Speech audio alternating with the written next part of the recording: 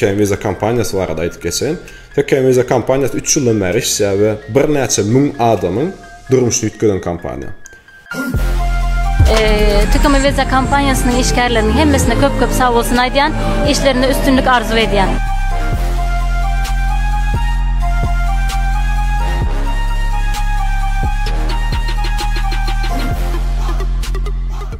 Onu Instagram sayfada görüplersiniz, Tekken Viza'nın Instagram sayfasını. Ve yine de gelir, yine de videolar gelir. Başka da şu an biz Polşa devletinde, biz şu yine de yakınına adamlar çağırıp durmuşlar arada soru vermek istiyoruz. Neler ettiniz, ne durmuş geçirdiniz? Biz size kömür ettik mi durmuşsunuzda? Şu adlar sormak istiyoruz. Durmuşsunuz ne ütgüdü? Ben bilýän durmuşlar ütgän var da, sağ köp adam sağ olsun yazıya. Sağ olsun aytýarlar, videoda aytyp geçýärler Instagram sayfamyzda Tekken Viza'nın.